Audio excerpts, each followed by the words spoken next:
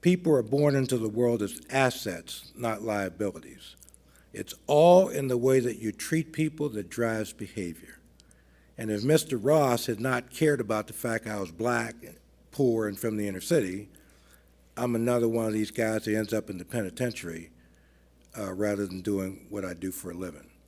So I'm going to tell you this little story about the Bidwell Training Center and the Manchester Craftsmen's Guild. And I built that building. That building was built by a student of a guy named Frank Lloyd Wright. You ever heard of him? Well, he did pretty good in the architecture business.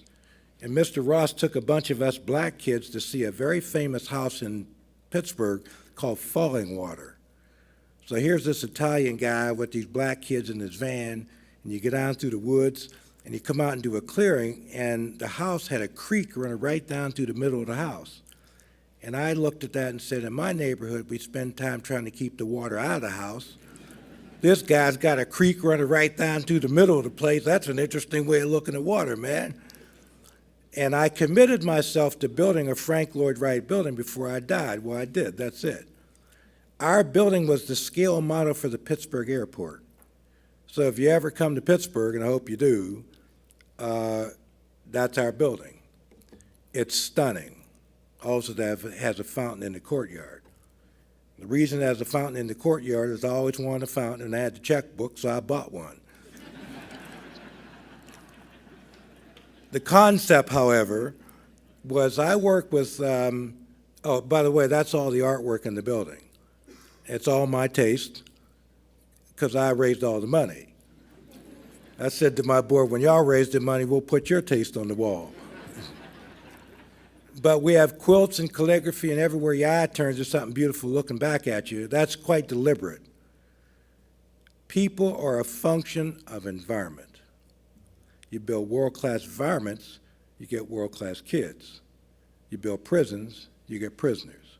So this is my idea of what a school is supposed to look like. In a high crime rate neighborhood in Pittsburgh, Pennsylvania, which is where I was born and where I'm going to die. That's at Christmas time.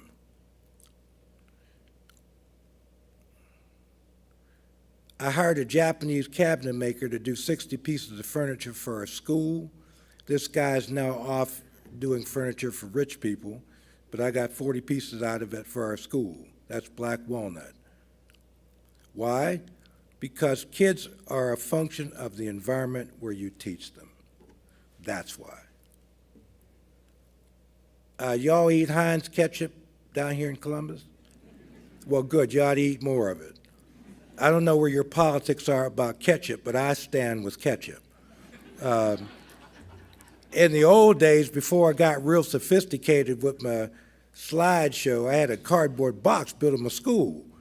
And I was dragging this box all over the country trying to get people to support this thing. And one of the heirs to the Heinz ketchup fortune showed up, Senator John Heinz. And he said, you're doing a great job with the black folks and the ex-steel workers, remember them? And it would be great if you could add a culinary program to your new school. Back then we were a building trades program. And that way I could hire some black folks for the Heinz Ketchup Company. I said, well, Senator, I'm reluctant to go into a field I don't know anything about. Give me the money, I'll build the school. A couple years you come back and we'll build that culinary program just like you asked. And he sat real quietly. He said, well, what would your answer be if I said I'd give you $1 million? I said, Senator, it appears that we're going into the food training business. And John did give me $1 million, but as importantly, he loaned me to head of research for the Heinz Ketchup Company.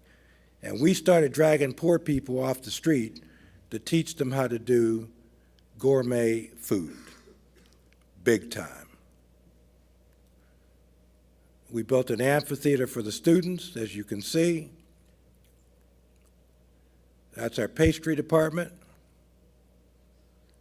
And what we've discovered is, oh, by the way, that's lunch at our school every day.